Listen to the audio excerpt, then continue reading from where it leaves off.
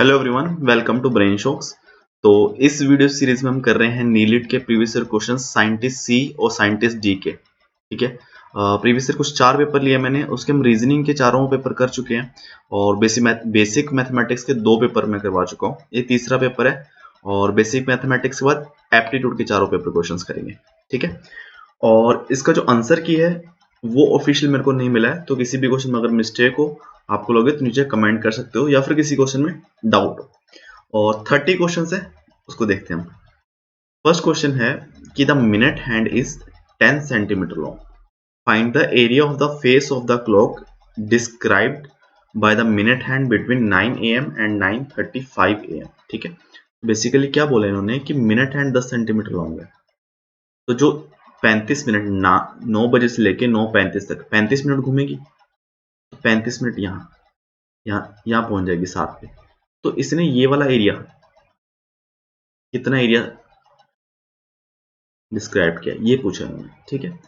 तो minute hand जो है पूरा सर्कल, पूरा क्लॉक कितने टाइम में घूमती है? 60 मिनट्स में। 60 मिनट्स में वो एक पूरा सर्कल बनाएगी और उसमें एरिया कितना आएगा टोटल?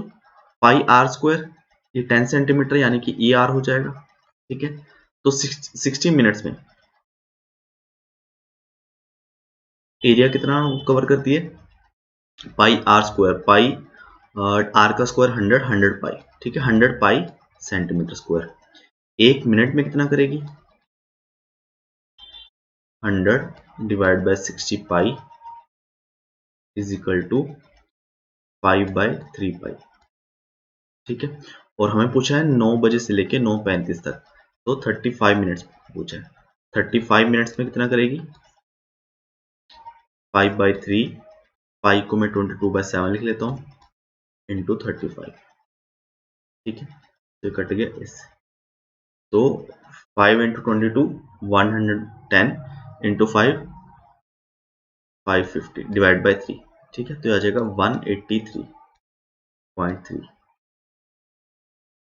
Option A. ठीक है।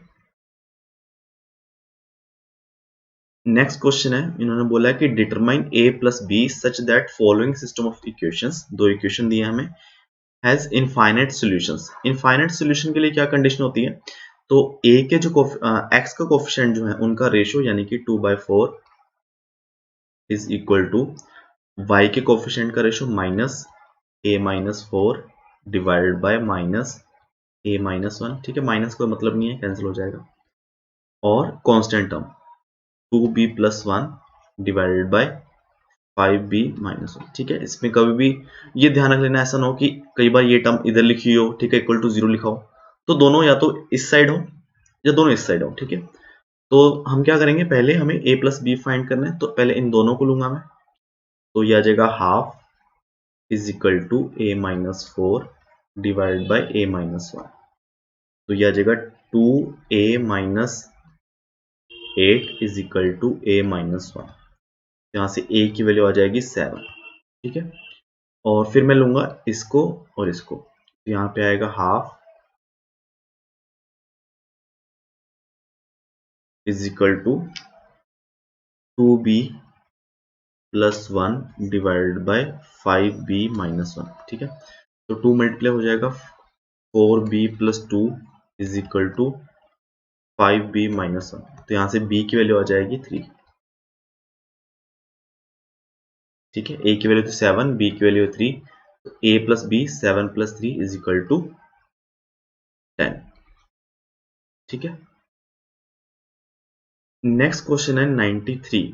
The line x plus Y is equal to 4 divides the line joining -1,1 and 5,7 in ratio lambda ratio 1, then value of lambda. ठीक है। एक लाइन है जो कि दूसरी लाइन जो कि 2 पॉइंट से मिलकर बनी है, उसको लैम्डा रेशियो 1 में डिवाइड करती है। तो वो रेशियो पूछी उन्होंने, लैम्डा क्या है। ठीक है। तो सबसे पहले तो देखो, डायग्राम की जरूरत नहीं है बट समझने के लिए बना रहे हैं। सबसे पहले देखो कि x प्लस 4 लाइन जो बनेगी वो इस तरीके से कुछ बनेगी।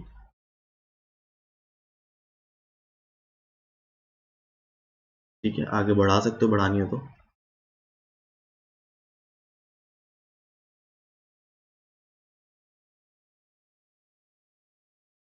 ठीक ठीक है, ये पॉइंट हो जाएगा 4, ये भी 4। फिर क्या बोला इन्होंने कि पॉइंट्स क्या क्या है, -1, 1, तो -1 हो गया x, हाँ ये वाला पॉइंट, ठीक है।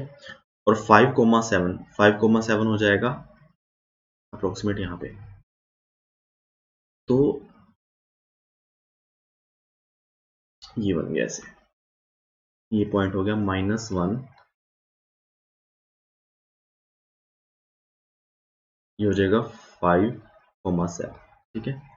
तो ये जो लाइन है x plus Y is equal to 4, ये इस लाइन को डिवाइड करती है λ/1 में। ये मतलब ये पार्ट लैम्डा होगा इतना, ये 1 है ना, इस हिसाब से रेशो। तो अब सपोज करो ये जो पॉइंट है, ये पॉइंट है x1, कोऑर्डिनेट है इसके x1 y1। तो अगर कोई पॉइंट x1 y1 एक लाइन को, जो कि ये दो पॉइंट से मिलके बनी है, उसको λ/1 में डिवाइड करता है, तो x और y के कोऑर्डिनेट इस तरीके से आते हैं कि x1 जो आएगा वो किसके इक्वल आएगा, lambda into 5 lambda plus 1 into -1, तो -1 ही आ जाएगा, डिवाइड बाय रेशो क्या है, λ/1 λ+1, ठीक है। तो आ जाएगा 5 लैम्डा -1 डिवाइड बाय λ+1। तो ये आ गया इस पॉइंट का x कोऑर्डिनेट। अगर मुझे y1 चाहिए तो y1 के लिए सेम चीज करते हैं हम, लैम्डा इंटू 7 यानी कि 7 लैम्डा प्लस 1 इंटू यहाँ का इसका y coordinate 1 into 1 divide by λ+1, ठीक है। अब जो x1 और y1 पॉइंट है वो इस लाइन पे लाई कर रहा है ना, ये तो बोला इन्होंने। तो ये पॉइंट इस लाइन की इक्वेशन को सेटिस्फाई करेगा, तो मैं ये पुट कर देता हूँ पॉइंट इस लाइन में।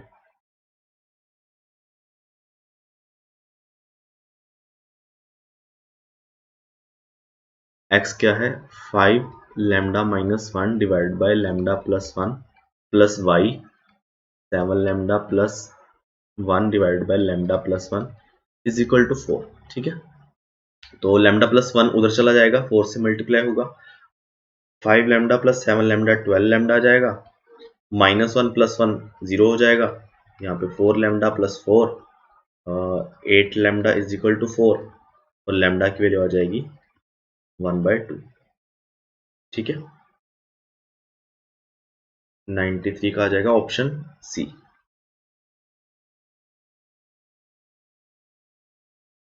नेक्स्ट क्वेश्चन है, ये काफी आसान है। 94th क्वेश्चन है, which one of the following statement is false. 4 statement दिए हमें। स्टेटमेंट 1 क्या कहती है, 501 is a terminate 501 divide by 25 is a terminating decimal. देखो टर्मिनेटिंग डेसिमल का मतलब क्या है कि जैसे 1.1 टर्मिनेटिंग है, जैसे मैं बोलूँ 1.2 की वैल्यू क्या है 0.5 0.5 टर्मिनेटिंग है। मैं बोलूँ अगर 1/3 की वैल्यू क्या है, 1/3 को डेसिमल में लिखेंगे वो होगा 0.33333, नॉन टर्मिनेटिंग इस हिसाब से। तो टर्मिनेटिंग डेसिमल के लिए क्या कंडीशन होनी चाहिए कि जो डिनोमिनेटर जो नंबर है वो 5 या फिर 2 इन दोनों से मिलके बनाओ, ठीक है। 5 × 2 हो, 5 का स्क्वायर हो, इस तरीके से। तो जैसे फर्स्ट स्टेटमेंट इसमें 25 है, 25 में क्या है, 5 तो है, 5 × 5 25, तो ये टर्मिनेटिंग होगी, ठीक है। इसको अगर आप कैलकुलेटर से भी नहीं समझ आएगा, देखना चाहते हो तो कैलकुलेट करके देख लो। तो इसकी वैल्यू क्या आ रही है 20.0504, तो टर्मिनेटिंग हो गया। सेकंड स्टेटमेंट है 6805 divide by 27 into 5 square is a non terminating decimal. ये भी बात सही है बिकॉज 27 यहाँ पे 3 का फैक्टर आ गया, ठीक है। 5 तो है अच्छी बात है बट 3 भी आ गया, तो इसलिए नॉन टर्मिनेटिंग होगी। इसको भी आप करके देखोगे, ये आएगा 10.08148,148 खत्म ही नहीं होगा, ठीक है। तो ये भी बात इनकी सही है। थर्ड बोला इन्होंने कि 621 is a non terminating decimal. ये नॉन टर्मिनेटिंग डेसिमल कैसे हो सकता है, क्योंकि 125 5 से ही बना है, 5 की क्यूब, तो ये गलत हो जाएगा, ठीक है। इसकी वैल्यू क्या होनी चाहिए 4.968, ठीक है। तो ये गलत है स्टेटमेंट। फोर्थ भी चेक कर लो, देखो फोर्थ जो है इन्होंने बोला है कि 7105 divided by 7 × 5 square is a terminating decimal. ये गलत है, देखो 7 आ गया तो ये नॉन टर्मिनेटिंग होगा, तो ये भी गलत है। इसका मतलब इस क्वेश्चन में 2 स्टेटमेंट गलत है ऑप्शन ए और सी होना चाहिए सही, ठीक है। इसमें आई थिंक मार्क्स टू ही मिला होगा सबको। नेक्स्ट क्वेश्चन है 95th, value of 1/6 plus 1/12 plus 1/20 और अप टू 1/90। सबसे पहले देखो कि कुछ पैटर्न है इसमें, 6 प्लस 6 12 प्लस 8 20। अब बस दो दो का ऐड करते जाना, plus 10 plus 30 plus 12 42 plus 56 plus 72। ठीक है, तो ये पैटर्न बन गया कि पहले क्या है, यहाँ पे 6 ऐड हो रहा है, यहाँ पे 8 हो रहा है, यहाँ पे 10 हो रहा है, यहाँ पे 12 हो रहा है, यहाँ पे 14 हो रहा है, यहाँ पे 16 हो रहा है, यहाँ पे 18। तो अब इसका अगर आप, इसकी ट्रिक है, अगर आप नॉर्मल इसका सम करने जाओगे तो मुश्किल हो जाएगा, बिकॉज सबको एक साथ सम नहीं कर सकते, बट अब पेयर बना करोगे फिर थोड़ा सा हो सकता है आसान हो जाए। ठीक है, इन दोनों कर लो, इन दोनों कर लो, फिर थोड़ी चीजें आसान हो जाएंगी। बट इसमें ट्रिक क्या है, ट्रिक ये है कि 1/6 को हम लिख सकते हैं 6 को मैं लिख सकता हूँ 2 into 3, ठीक है। 12 को लिख सकता हूँ 3 into 4, ये 4 into 5, ये 5 into 6, ये 6 into 7, 7 into 8, 8 into 9, ये 9 into 10। ठीक है, तो 1/6 को मैं क्या लिख सकता हूँ, 1 divided by 2 into 3। अब 2 into 3 दोनों कॉन्जिक्यूटिव नंबर्स हैं, तो 1/2 minus 1/3। ये बात सही है। सिमिलरली मैं 1/12 को क्या लिख सकता हूँ, ये है 1/3 into 1/4 इज इक्वल टू, यह जगह 1/3 minus 1/4। ठीक है, ये बात सही है। तो सबको तोड़ के लिख लेते हैं और सब आपस में कैंसिल हो जाएंगे। देखो 1/3 और 1/3 कैंसिल हो जाएगा, तो मैंने क्या किया, 1/6 को पहले लिखा 1/2 minus 1/3। ठीक है, उसके बाद मैंने 1/12 को लिखा 1/3 minus 1/4। ठीक है, उसके बाद मैंने 1/20 को लिखा 1/4 minus 1/5। ठीक है, अब देखो अगर आपको समझ आ गया है, ठीक है, लिखना चाहते हो तो लिख सकते हो, क्योंकि टर्म्स कम ही है, लिख सकते हो, बट आपको समझ आ जाएगा कि बीच वाली सारी टर्म कैंसिल होने वाली है। 90 को देख लो, क्या लिख सकते हैं, 1/9 minus 1/10। हमें पता है सारी टर्म जाएंगी, कैंसिल होंगी। ठीक है, एंड में क्या बचेगा, ओनली 1/2 minus 1/10, जो किसके इक्वल आ जाएगा, 10 5 minus 1, 4/10 इज इक्वल टू 2/5। ठीक है, ऑप्शन बी। बट ये ट्रिक है, ट्रिक नहीं आती, फिर भी पेयर बना करोगे तो हो जाएगा, बिकॉज 8 ही टर्म्स है। ठीक है, पॉसिबल है, बट टाइम जाएगा उसमें। 96 क्वेश्चन है, in a triangle XYZ P and Q are points on XY and YZ respectively such that XP is equal to 2PY, XQ is equal to 2QZ, ratio of area of XPQ and XYZ is। देखो कोई triangle है,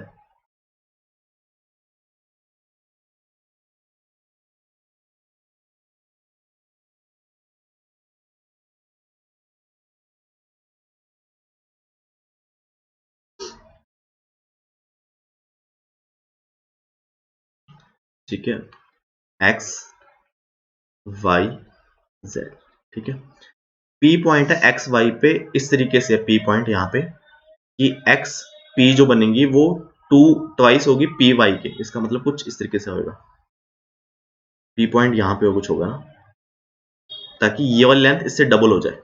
ठीक है, similarly Q भी point इस हिसाब से होगा यहाँ पे, ताकि ये वाली लेंथ इसकी डबल हो जाए, है ना, X Q is equal to 2QZ। तो इसका मतलब सेम रेशियो में डिवाइड कर रहे हैं, तो ये जो पॉइंट इस तरीके से बन जाएगी, ये पैरेलल लाइन बनेगी, इसके पैरेलल आ जाएगी। ठीक है, ये आ जाएगा P, ये आ जाएगा Q। तो अगर देखा जाए XP, ये जो है 2:1 में वो कर रही है इसको। ठीक है, तो अब क्या होगा, अगर इसका एरिया फाइंड करना है तो ये वाली लेंथ एक तो पैरेलल होगी, दोनों PQ पैरेलल विद YZ हो गया। ठीक है, और हमें पता है कि जो XP है डिवाइडेड बाय XY हो जाएगा, ये हो जाएगा 2/3। Similarly XQ divided by XZ ठीक है। और पी क्यू और वाई जेड का रेशियो भी क्या आएगा, सेम ही आएगा। ठीक है। तो जब आप इसका एरिया लेने जाओगे, एरिया में क्या होता है, लेंथ का स्क्वायर होता है। ठीक है। और अगर इसको मैं लो L, X Y Z P Q R S, ठीक है। तो इसका जो मैंने परपेंडिकुलर ड्रॉ किया है, ठीक है, तो यहाँ पे X R divided by X S, ये भी 2:3। ठीक है। तो एरिया निकाल लो एक्स पी क्यू और X Y Z. X P Q का एरिया किसके इक्वल होएगा, X R into P Q है ना, half divided by half into X Y Z का होगा X S into Y Z. ठीक है। तो ये कैंसिल हो जाएगा। इन दोनों के रेशियो हमें पता है कि 2/3 है, तो 2/3 का स्क्वायर आ जाएगा, तो आ जाएगा 4/9। ठीक है, ऑप्शन ए।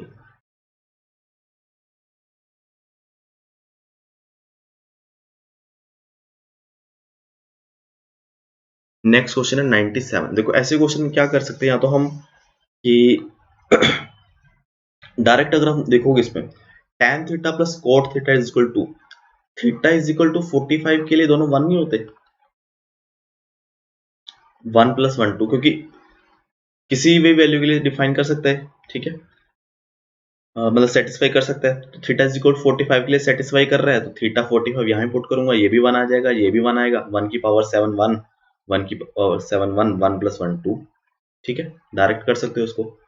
और अगर ये नहीं आता दिमाग में, तो इसका तरीका क्या है सॉल्व करने का, कि बस कोट को 1/10 लिख दो, tan theta plus 1/10 theta is equal to 2।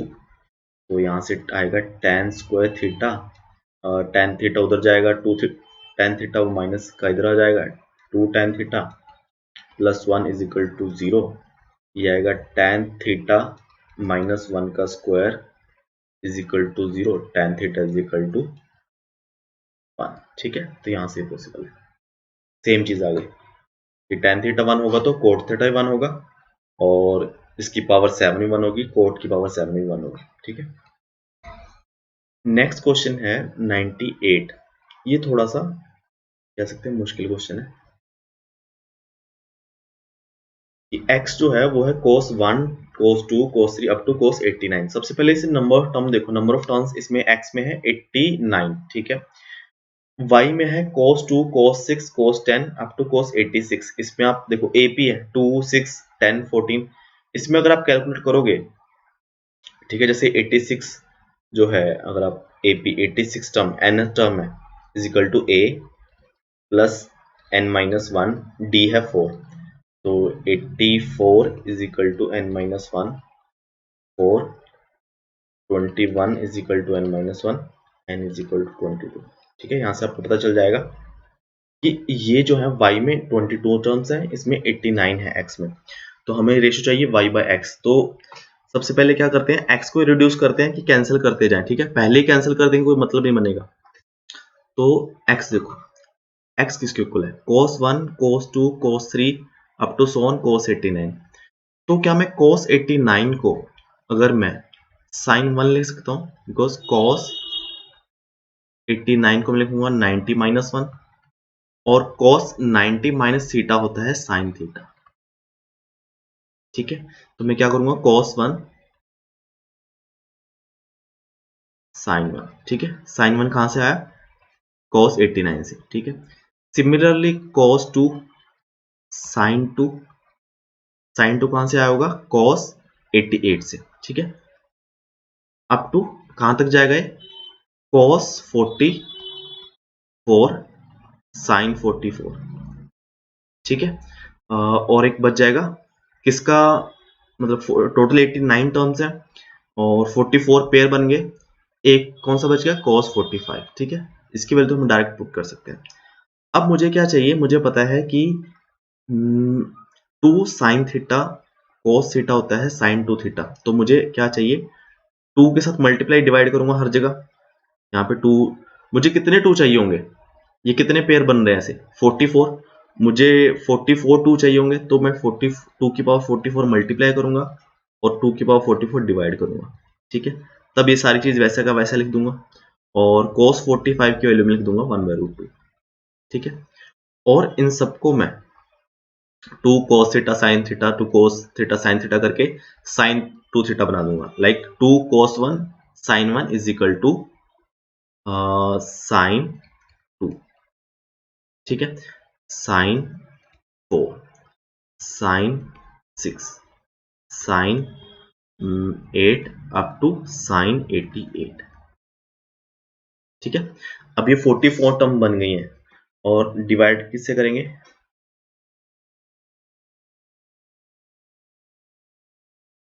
2 की पावर 44 और 2 की पावर हाफ, यानी कि 2 की पावर 44√2। ठीक है, अभी भी अगर मैं दोबारा sin 88 को क्या लिख सकता हूं, मैं sin 88 को मैं cos 2 लिख सकता हूं कि sin 88 हो गया 90 minus 2 sin 90 minus theta is equal to cos theta. ठीक है, तो फिर दोबारा सेम चीज करेंगे, हम पेयर बनाएंगे कि sin 2 cos 2। ठीक है, और sin 4 cos 4, cos 4 कहां से आया होगा, sin 86 से, अप टू ये बनेगा ये बन जाएगा वही सेम sin 44 और cos 44, है ना। जो sin 46 बना होगा टोटल, ये देख लो अब कितनी टर्म्स ही है 2 से लेके 88 तक 44 टर्म्स है। हाँ, तो ये भी 44 टर्म्स है। ठीक है, 2, यस।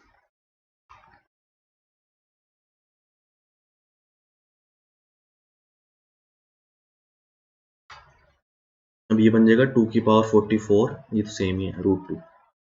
अब आगे फिर ये देखो, आगे फिर हमें मुझे 2 चाहिए, 2 sin 2 cos 2, 2 sin 4 cos 4, ताकि मुझे sin 2 थीटा बन जाए। और अभी कितने पेयर चाहिए, 22 पेयर है, मुझे 2 की पावर 22 चाहिए। तो मैं क्या करूंगा, 2 की पावर 22 मल्टीप्लाई किया, 2 की पावर 22 डिवाइड कर दिया। ठीक है, तो ऊपर मेरे क्या बन जाएगा फिर दोबारा, अगर मैं 2 sin theta cos theta is equal to sin 2 theta लगाऊंगा, sin 4 sin 8 sin 4 8 12। ठीक है, 4 का difference 12 16 up to sin 88 divided by 2 की पावर 66√2। ठीक है, ये बन गया। अब मेरे पास ये आप कैलकुलेट करोगे, देखो पहले सबसे पहले मेरे पास 89 टर्म्स थी, 89 में से cos 45 की मैंने वैल्यू पुट कर दी, मेरे पास बची 88। फिर मैंने दो दो के पेयर बना के उसको साइन बनाए तो 44 आई। फिर दोबारा मैंने पेयर बना किया तो 22, और y में भी कितनी थी 22। अब देखो कुछ कैंसिल कर सकते हैं हम, अगर देखोगे आप ध्यान से, cos 2 और sin 88 क्या दोनों इक्वल है ना, ये बात सही है। सिमिलरली sin 88 से पहले sin 84 आया होगा, ठीक है, क्योंकि 4 का डिफरेंस है, वो cos 6 के इक्वल है। और आगे से देखोगे sin 4 की वैल्यू किसके इक्वल आएगी, cos 86 के। cos 86 से पहले होगा cos 82, वो sin 8 के इक्वल आ जाएगा। ठीक है, तो इसका मतलब ये सारे जो sin और cos वाले टर्म है आपस में कैंसिल होने वाली है। तो जो ये जो है मेरा x है, अब मुझे रेशियो क्या फाइंड करनी है, y डिवाइडेड बाय x। तो y डिवाइडेड बाय x किसके इक्वल आ जाएगा, ओनली ये जो 2 की पावर्स है, तो y डिवाइडेड बाय x किसके इक्वल आ जाएगा, 2 की पावर 66√2। इसको मैं लिख सकता हूँ 2 की पावर 66.5। ठीक है, और हमें फाइंड क्या करना है, फाइंड करना है 2/7 log base 2 y by x। तो हमें फाइंड करना है 2/7 log base 2 y by x, जो कि 2 की पावर 66.5, और ये पावर आगे आ जाएगी 2/7 इंटू 66.5, और log बेस 2 2 1 हो जाएगा, तो इसकी वैल्यू आ जाएगी 2 इंटू 66.5 डिवाइडेड बाय 7 90। ठीक है, ये थोड़ा सा मुश्किल सवाल था। Option A. 99 sum of the roots of the equation. इसका भी थोड़ा सा एक आसान वर्जन मिला है, बहुत ज्यादा डायरेक्ट तो नहीं हुआ। देखो डायरेक्ट तो मल्टीप्लाई करना ही नहीं है, क्योंकि डायरेक्ट मल्टीप्लाई करोगे तो देखो 10 एक्स की पावर 6 में आ जाएगा। ठीक है, बाद में काफी मुश्किल, मतलब एक तो मल्टीप्लिकेशन बहुत ज्यादा हो जाएगी, कट तो जाएगा सब कुछ बट थोड़ा सा मुश्किल हो जाएगा। इसलिए हम क्या करेंगे अभी इसमें कि इसमें थोड़ा सा यहाँ लिख देता हूँ 99। सबसे पहले मुझे क्या करना है, देखो डिनोमिनेटर वाली टर्म ऊपर बनानी है। देखो तो मैंने क्या किया, 3x³ minus x square minus x plus 1। ठीक है, यहाँ पे x -1 था, यहाँ पे -x+1 है, तो मैंने क्या किया, -x+1 बनाने किया प्लस एक्स -1। ठीक है, ये मैंने चीज ऐड कर दी है तो जीरो ही है ना, इससे कोई फर्क नहीं पड़ा, प्लस x -1 ये तो है ही। ठीक है, ये चीज किया मैंने एक, और नीचे आ जाएगा 3x³ minus x square minus x plus 1। Similarly उस साइड में मैं ये करूंगा, नीचे लिखना पड़ेगा थोड़ा कि 4 प्लस है यहाँ पे 4x³ plus 7x square plus, और नीचे क्या है -x -1, तो मुझे भी यही करना है यहाँ पे कि -x -1। अब इसको इफेक्ट कैंसिल करने के लिए, मतलब plus minus -x plus x -1 plus 1, और वहां पे x प्लस 1 ये तो था ही, डिवाइडेड बाय, सॉरी यहाँ प्लस क्यों लिखा मैंने, इक्वल। ठीक है, और यहाँ पे आएगा 4x³ plus 7x square minus x -1। ठीक है, अब बस थोड़ा सा इजी हो जाएगा इससे। अब सीधा डिवाइड कर सकता हूं मैं, कि इसको अगर डिवाइड करूंगा, मतलब पहले मैं इसको अलग अलग करके लिख लूं, इसको इतने को, तो ये 1 आ जाएगा, 1 प्लस ये आ जाएगा 2x -1 divided bye 3x³ minus x square minus x plus 1। Similarly यहाँ पे भी 1 plus 2x plus 1 divided bye 4x³ plus 7x square minus x minus 1। ठीक है, तो इससे क्या होगा, ये कैंसिल हो जाएगा, थोड़ा सा इससे आसान हो गया, 1 1 कैंसिल हो गया और 2 2 भी कैंसिल होगा। ठीक है, पहले 1 कैंसिल हुआ और फिर बाद में 2। अब क्रॉस मल्टीप्लाई कर सकते हैं हम थोड़ा सा, मुझे लगता है देखो x -1 4x³ plus 7x square minus x -1 is equal to x plus 1 3x³ minus x square minus x plus 1। ठीक है, सबसे पहले तो x 4x³ इंटू एक्स करेंगे तो 4x की पावर 4, ये तो आ ही जाएगा। इसके बाद करना पड़ेगा -4x³ plus 7x³ plus 3x³। इसके बाद -7x square minus x square यानी कि -8x स्क्वायर। ठीक है, इसके बाद आएगा प्लस एक्स माइनस एक्स 0। ठीक है, एक्स वाली टर्म नहीं आएगी और कांस्टेंट टर्म तो 1 आ जाएगी। सिमिलरली यहाँ पे करेंगे 3x³ इंटू एक्स 4 3x की पावर 4 और 3x square minus 3x³ minus x³ plus 2x³। ठीक है, और minus x square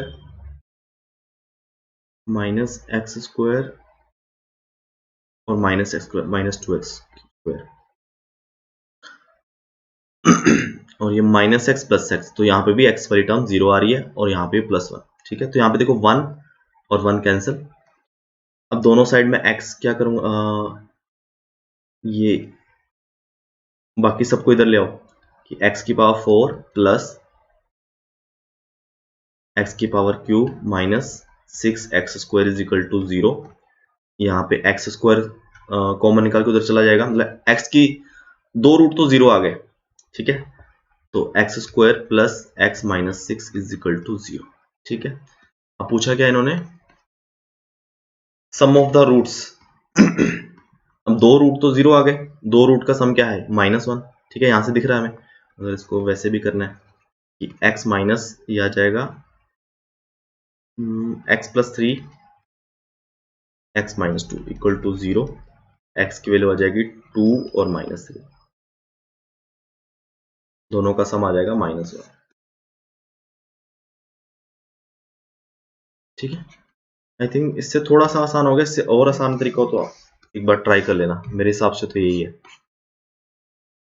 next question है 100 question. Let x1, 4 -2, y1 lie on the line joining the points 2, -1, 5, -3, then point P x1 y1 lies on the line, ठीक है। तो सबसे पहले equation लिख लेते हैं। ये जो दो पॉइंट दिए हैं इन्होंने, ये दो पॉइंट लाके एक लाइन बना रहे हैं, उस लाइन पे दोनों पॉइंट है, ठीक है। अगर मैं सबसे पहले इसकी इक्वेशन बना लूं और ये पॉइंट उस इक्वेशन में पुट करूंगा तो मेरे पास x1 आ जाएगा, ये वाला पॉइंट पुट करूंगा तो मेरे पास y1 आ जाएगा। ये वाले पॉइंट कौन सी इक्वेशन पे लाई करता हूं पुट करके देख लेंगे, ठीक है। तो इसको हम कर सकते हैं,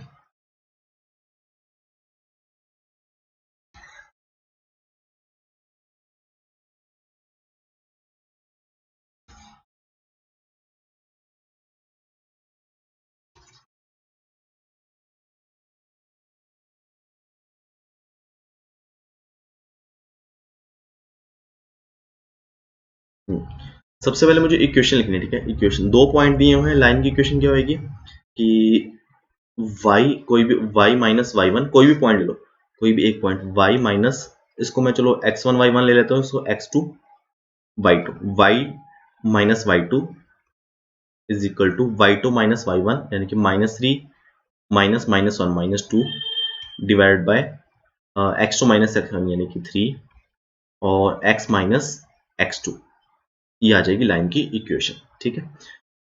इसको अगर आई थिंक जरूरत नहीं है वो ज्यादा करने की। अब देखो ये लाइन की इक्वेशन आ गई जो दो इन दोनों पॉइंट से बनी है, ठीक है। अब क्या है, पॉइंट जो है मेरा x1 4 इस लाइन पे लाई कर रहा है, ठीक है, तो सेटिस्फाई करेगा। तो सिंपल पुट कर दो, x की जगह x1, y की जगह 4, तो 7 इज इक्वल टू -2/3 x1 -5, ठीक है। यहाँ से x1 -5 किसके इक्वल आ जाएगा, -21 डिवाइडेड बाय 2 और x1 की वैल्यू आ जाएगी +5 -11/2, ठीक है। सिमिलरली -2, y1 वो भी इस इक्वेशन पर लाई कर रहा है, तो इसमें पुट कर दो, y की जगह y1 +3 इज इक्वल टू -2/3 और x की जगह -2 तो -7, ठीक है। तो आ जाएगा 14 डिवाइड बाय 3, y1 इक्वल आ जाएगा -3 9 5/3, ठीक है, ये आ जाएगा। तो जो पॉइंट आ गया P पॉइंट आ गया मेरे पास x1 y1 इसके इक्वल आ गया -11/2 5/3, ठीक है।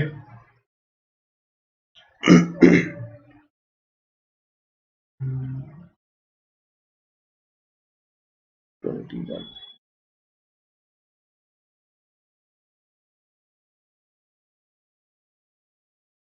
y minus y1 y minus y2 3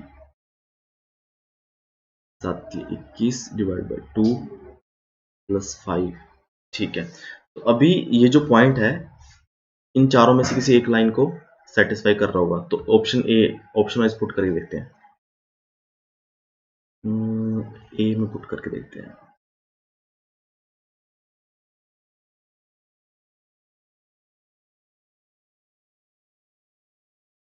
6x + y minus 11/2 + y 5/3 -25 is equal to, ये आ जाएगा 6 इंटू -33 प्लस 10, तो -33 plus 10 -23 divide by 6 -25 equal to 0। तो ये तो कैंसिल नहीं होने वाला। ऑप्शन बी, आई थिंक कुछ गलती की है। तो ऑप्शन ए और डी जो है सिमिलर से हैं, तो यहाँ भी 23 बन रहा है ऊपर प्लस 25, तो ये भी नहीं सेटिस्फाई करेगा। ए और डी तो नहीं कर रहे हैं अभी फिलहाल। बी को चेक करते हैं। 2 इंटू एक्स, 2 इंटू एक्स यानी कि -11, ठीक है, -11 आ जाएगा, प्लस 6y, 6y मतलब plus 10 plus 1 equal to 0। B कर गया सेटिस्फाई। -11 प्लस 6 इंटू 5/3 तो 10। हाँ बी सही है। सी भी एक बार चेक कर लेते हैं। 2 -11 प्लस 5 -6, ये भी ठीक है, तो ऑप्शन बी आ जाएगा।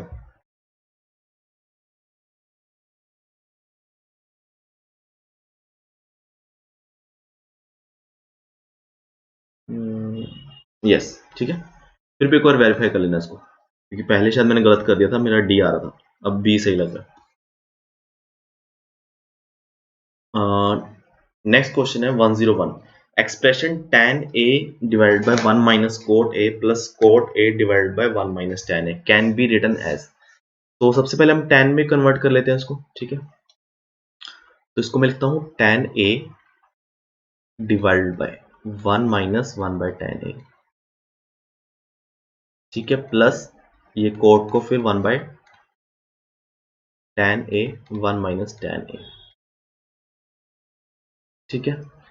ये tan ऊपर चला गया, tan a माइनस 1 आ जाएगा, ये आ जाएगा tan square a divided by tan a minus 1। और यहाँ पे भी मैं 1 माइनस tan a को उल्टा करके लिख लेता हूँ, माइनस आ जाएगा यहाँ पे, ठीक है, ताकि एलसीएम लेने में थोड़ा सा इजी हो जाए,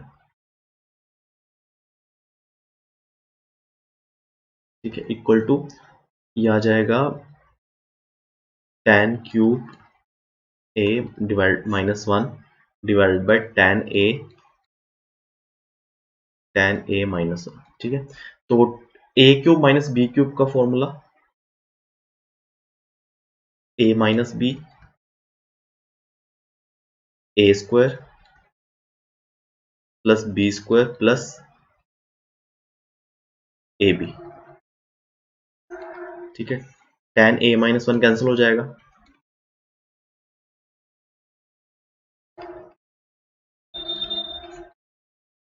और इसको मैं लिख सकता हूँ tan square a divide by tan a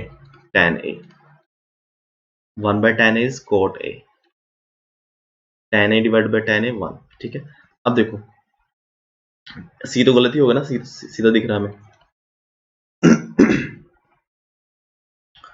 और इसको हम लिख सकते हैं आगे tan a को, tan और cot को साइन में लिख लो, sin a divide bye cos a plus cos a divide bye sin a plus 1 divide bye, देखो इन दोनों को सॉल्व, देखो 1 तो रहना चाहिए, 1 को इन्वॉल्व नहीं करेंगे बीच में, तो sine square a plus cos square a divide bye sin a cos a, तो ये आ जाएगा 1 डिवाइड बाय, डायरेक्ट लिख कर दिया मैंने,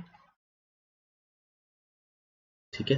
तो 1 by sine A is cosecant A, 1 by cos A is secant A, तो ऑप्शन क्या आ जाएगा, बी दिख रहा होगा, ठीक है।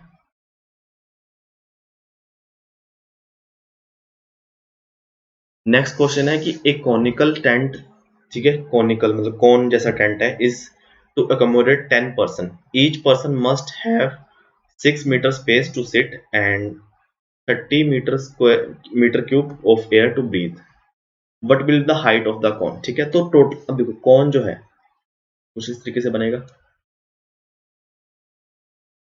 यहाँ पे बैठे होंगे खड़े होंगे जो भी है, तो बैठेंगे तो यहीं पे ना, जो नीचे वाला एरिया, बैठेंगे खड़े होंगे, तो हर बंदे को एरिया कितना चाहिए, 6 मीटर स्क्वायर, तो यानी कि टोटल एरिया चाहिए होगा 6 मीटर स्क्वायर, ये वाला। तो इट मीन्स जो अगर ये आर है तो पाई आर स्क्वायर से इक्वल होना चाहिए 60 मीटर स्क्वायर के, इतना तो चाहिए मिनिमम हमें, ठीक है।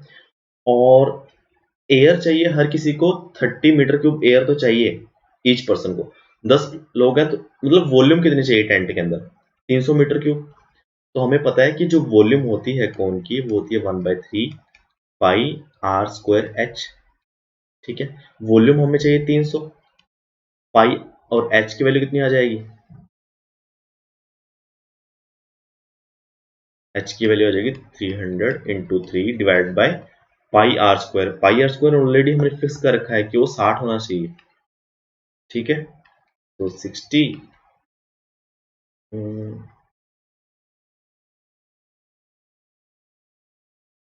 60 इंटू 60, हाँ 15 मीटर, इतनी हाइट होनी चाहिए। ठीक है, इतनी हाइट होगी तो वॉल्यूम इसकी क्या हो जाएगी 300, और एरिया अगर हम 60 लेके चल रहा हूँ तो उस हिसाब से हाइट आ जाएगी 15। नेक्स्ट क्वेश्चन है कि two person start walking on the road that diverge at angle of 120 if they walk at rate of 3 km per hour 4 and 2 km per hour respectively, find the distance between them after 4 hours। ठीक है, 3 kilometre की speed से चल रहा है, 2 की speed से चल रहा है, 4 घंटे बाद देखो टोटल कितना चलेगा 12। अब इसको मान लेते हैं, चलो ये 3 वाला है तो इसकी वैल्यू होगी 12 और ये होगी 8। ठीक है, और हमें ये डिस्टेंस फाइंड करना है, तो इसमें आई थिंक यही कर सकते हैं कि, और एंगल दिए हुए देखो,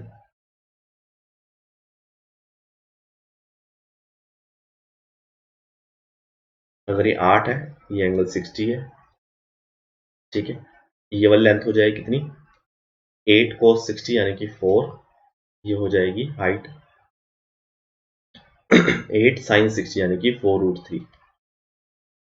ठीक है, c की वैल्यू पूछिए, c की वैल्यू सिंपल आ जाएगी। अब distance c is equal to Pythagoras 4√3 का स्क्वायर यानी कि 48, 16 दिया, प्लस 12 प्लस 4 का स्क्वायर 16 का स्क्वायर 256। ठीक है, तो अंडर रूट आएगा 304 और ये आ जाएगा 4√90, ऑप्शन ए। ठीक है,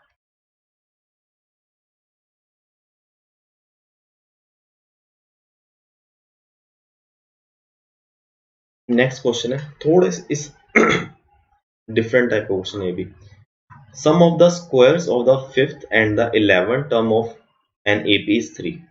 पांचवी और 11वीं टर्म का सम जो है, पांचवी टर्म का स्क्वायर और 11वीं टर्म के स्क्वायर का सम जो है 3 है।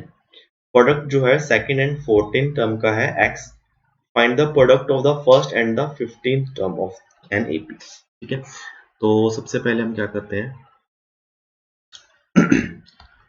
अगर कोई भी एपी है, फर्स्ट टर्म अगर a है, कॉमन डिफरेंस d है, तो n टर्म किसके इक्वल होती है a plus n minus 1d। ठीक है, तो उन्होंने बोला फिफ्थ टर्म होगी a प्लस 4d, है ना, तो उसका स्क्वायर प्लस 11th टर्म होगी a प्लस 10d का स्क्वायर, किसके इक्वल है। ठीक है, सेकेंड चीज क्या बोले इन्होंने कि सेकेंड और 14th टर्म का प्रोडक्ट x के इक्वल है। सेकेंड टर्म है a plus D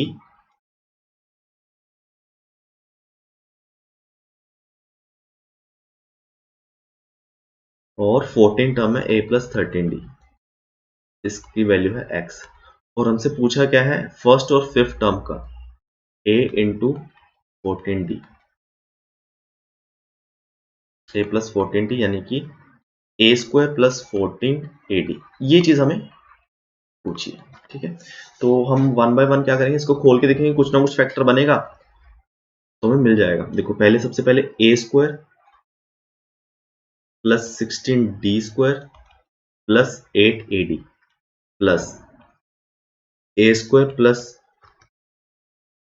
100d square plus 20ad is equal to 3। यहाँ पे लिख सकता हूँ 2a square plus 116d square plus 28ad is equal to 3, है ना। अगर आप ध्यान से अगर देखोगे हमें चाहिए a स्क्वायर प्लस 14ad, तो यहाँ पे भी वही चीज मिल रही है 2a² प्लस 28ad है ना, दो का ही मल्टीप्लिकेशन है, दो से कॉमन निकाल देंगे तो वही सेम चीज आ गई। ठीक है, तो ये एक चीज तो बन गई है कि अगर मैं किसी तरीके से d² को रिमूव कर दूं, d² की मुझे वैल्यू पता चल जाए तो मेरा सवाल हो जाएगा। तो हो सकता है कि वो यहां से मिल जाए। तो सेकंड जो इन्होंने स्टेटमेंट दी थी उससे क्या बन रहा है कि a plus D into A plus 13d, तो आ जाएगा a² plus a² plus a13ad, या हाँ d² कितना आ जाएगा 13d² प्लस और 14ad। हाँ देखो ये बन गया ना, ये x के इक्वल है। अगर अब देखो जैसे हम दो लीनियर इक्वेशन बनती हैं, ठीक है, कि अब सपोज कर लो कि a² प्लस 14ad जो है ये x, ये अच्छा x दिया हो ना हमें, इसमें क्या वेरिएबल लें, p ले लेते, चलो ये p के इक्वल है ना, हमें p की वैल्यू फाइंड करनी है। d² को मैं क्यों लिख लेता हूं, तो पहली जो इक्वेशन है ये वाली, इसको मैं क्या लिख सकता हूं, a² प्लस 14ad को मैं p के इक्वल लिखना, तो क्या इसको मैं 2p लिख सकता हूं दोनों को मिला के, प्लस 116 d² को मैं क्यों लिख रहा हूं 116 cube is equal to 3। Similarly second equation में a² प्लस 14ad को मैंने p लिखा प्लस 13, d² को मैंने क्यों लिखा इज इक्वल टू x। तो बस अब p फाइंड करना है। ठीक है, थोड़ा सा इसमें या तो क्या करते हैं, पहले क्यों की वैल्यू फाइंड कर लेते हैं, वो पुट कर देंगे, इजी निकल जाएगा। ठीक है, कैलकुलेशन थोड़ी सी आसान हो जाएगी, बिकॉज 13 और 116 इनका कुछ बनेगा नहीं। तो इसको मैं 2 से मल्टीप्लाई करता हूँ पहले, 2p plus 26 q plus is equal to 2x। अब माइनस कर दो इन दोनों को, तो यहां से आ जाएगा 90 q is equal to 3 minus 2x q is equal to 3 minus 2x is equal to 90। ठीक है, इसकी वैल्यू हम कहाँ पुट कर दें, किस में पुट करें, किस में पुट करना सही रहेगा,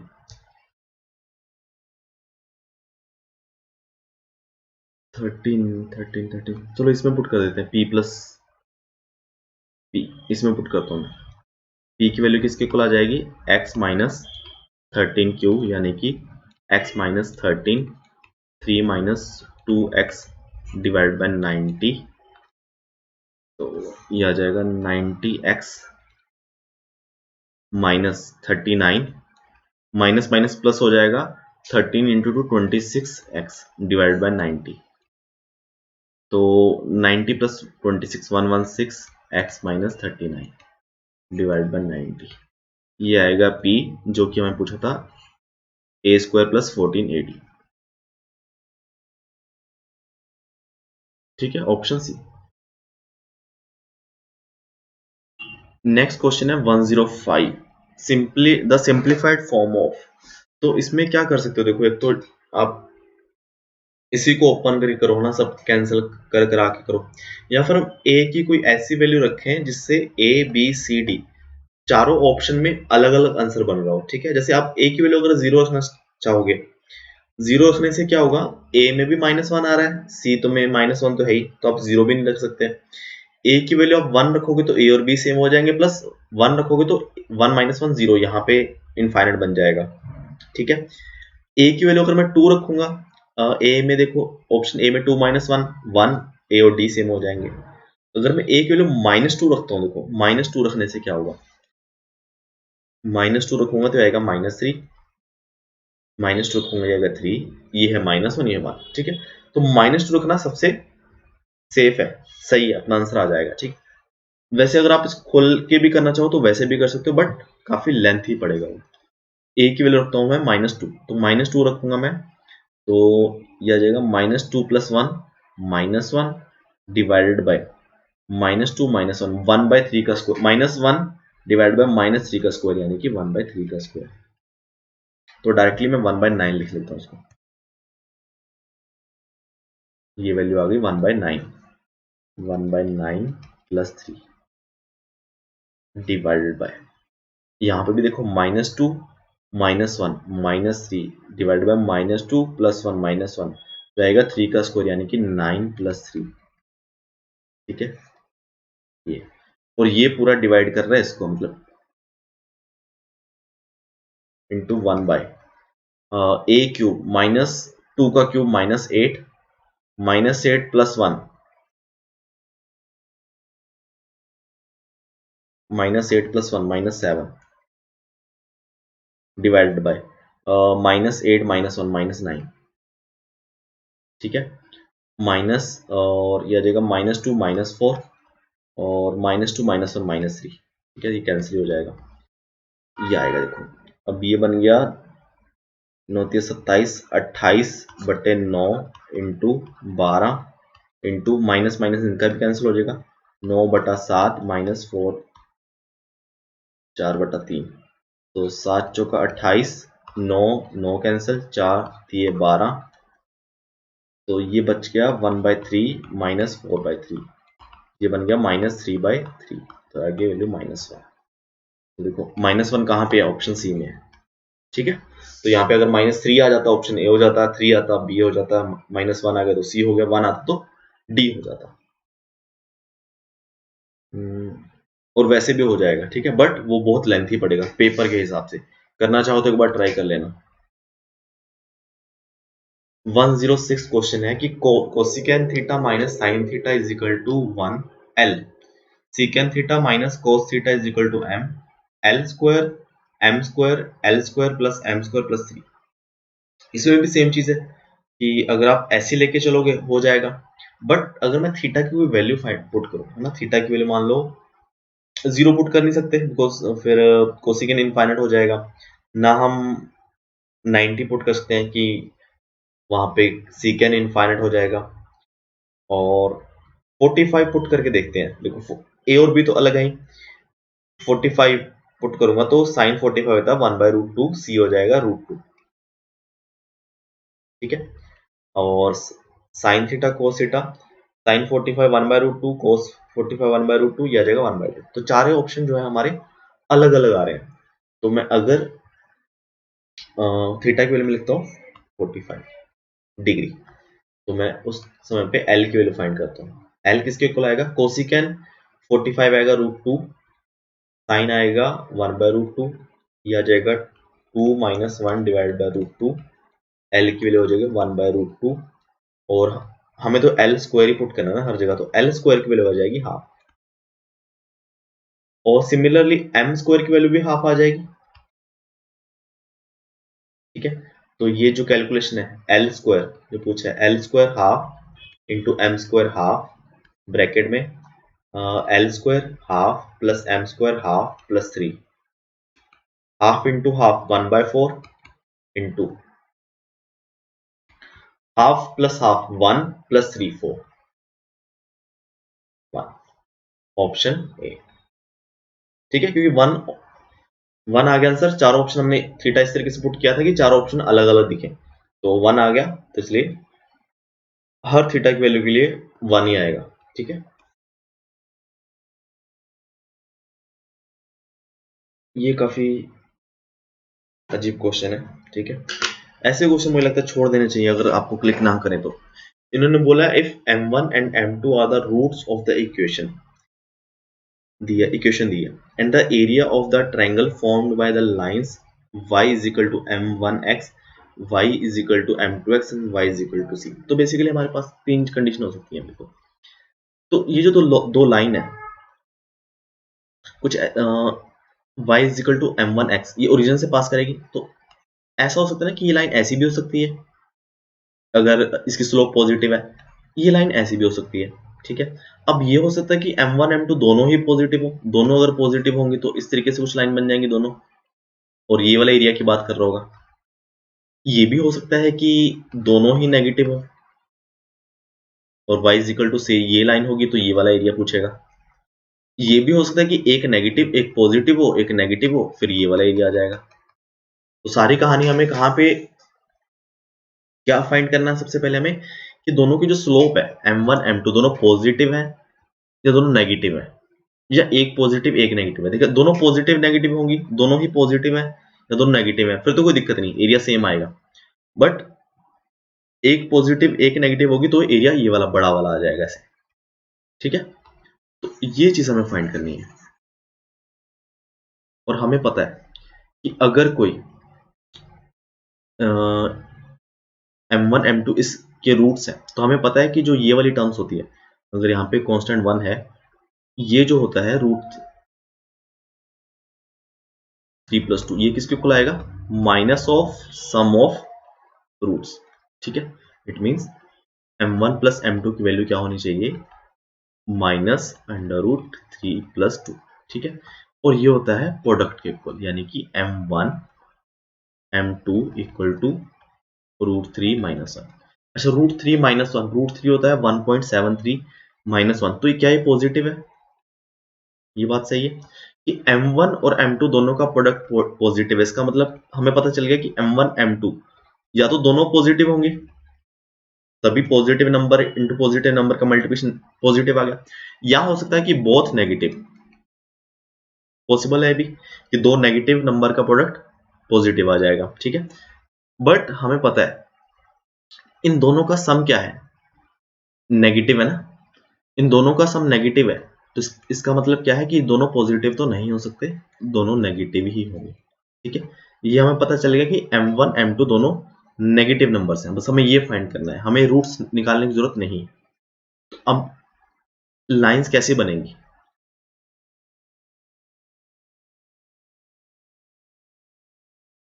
इसका जो ग्राफ है, अब इसकी कोई जरूरत नहीं है कि m1 बड़ा है m2 बड़ा है, कोई दिक्कत नहीं है। तो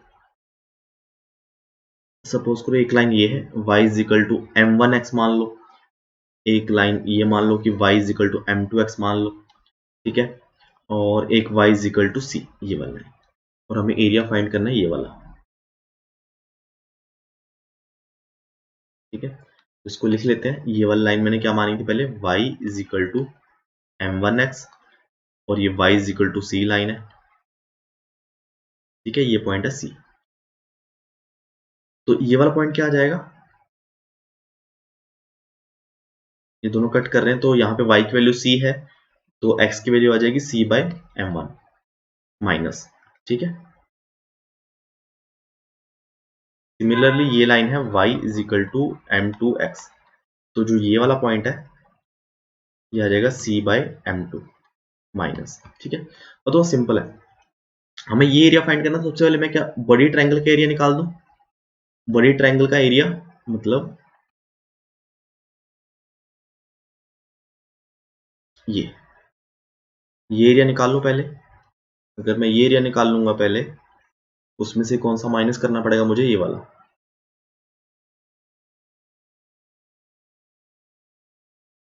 ये माइनस कर लूंगा तो मुझे ग्रीन ग्रीन वाला एरिया मिल जाएगा, ये वाला, ठीक है। तो सबसे पहले देखो एरिया किसके इक्वल आता है, एरिया आएगा half into base into height, तो c मान लो, c इंटू हाइट कितनी है, c/m1, ठीक है। एरिया की बात हो रही है, ओनली पॉजिटिव लेंथ ले रहे हैं, तो c/m1, ठीक है। माइनस करना है मुझे छोटी ट्रायंगल का एरिया, तो आएगा हाफ इंटू c/m2, ठीक है। तो हाफ और सी स्क्वायर कॉमन निकाल लिया मैंने, सी स्क्वायर डिवाइड बाय हाफ, और ये बन जाएगा 1/m1 माइनस m2, तो m2 minus m1 divide by m1 m2, ठीक है। अब देखो हमने m1 m2 की वैल्यू अलग से क्यों नहीं निकाली, बिकॉज जरूरत नहीं है हमें m1 इंटू m2 डायरेक्ट पता है कि √3 -1 है, बट हमें m2 माइनस m1 नहीं पता, तो मुझे क्या करना है, मुझे m1 minus m2 minus m1 चाहिए। m2 माइनस m1 का अगर मैं स्क्वायर करता हूँ, अगर आपने पढ़ा हो,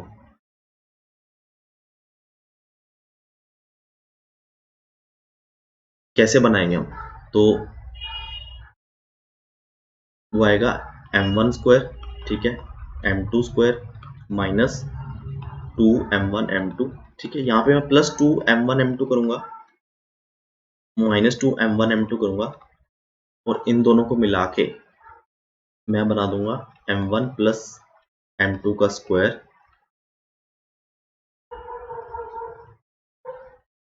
ठीक है, m1 प्लस m2 का स्क्वायर माइनस 4m1 m2, यहाँ पे स्क्वायर है, अगर मुझे m1 m2 माइनस m1 चाहिए तो उसका स्क्वायर रूट है ना, m2 माइनस m1 की वैल्यू किसकी इक्वल आ जाएगी फिर under root m1 plus m2 का स्क्वायर माइनस 4m1। ठीक है, ये चीज इतना क्यों किया, ताकि हमें रूट्स ना निकालने पड़े, क्योंकि इसके रूट्स निकालने जाएंगे बहुत मुश्किल हो जाएगा। अगर बहुत नॉर्मल इक्वेशन होती तो हम सीधा रूट निकाल देते, हम ये चीज नहीं करते। और इसके लिए हम क्या करें अभी, बस simple c square by 2 m2 minus m1 जो है इसके इक्वल है m1 प्लस m2 का स्क्वायर, m1 प्लस m2 ये रहा, इसका स्क्वायर करेंगे, इसका स्क्वायर करेंगे रूट 3 प्लस 2 का स्क्वायर, रूट 3 का स्क्वायर 3 प्लस 2 का स्क्वायर 4 प्लस 2ab यानी कि 4 रूट 3 माइनस 4 m1 m2 क्या है 4 इंटू रूट 3 माइनस 1। ठीक है, डिवाइडेड बाय रूट 3 माइनस 1।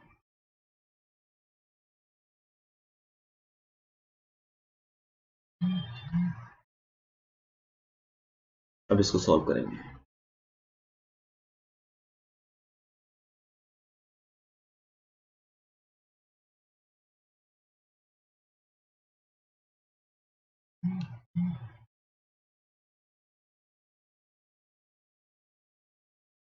ठीक है, इसको सॉल्व करेंगे तो क्या आएगा, एरिया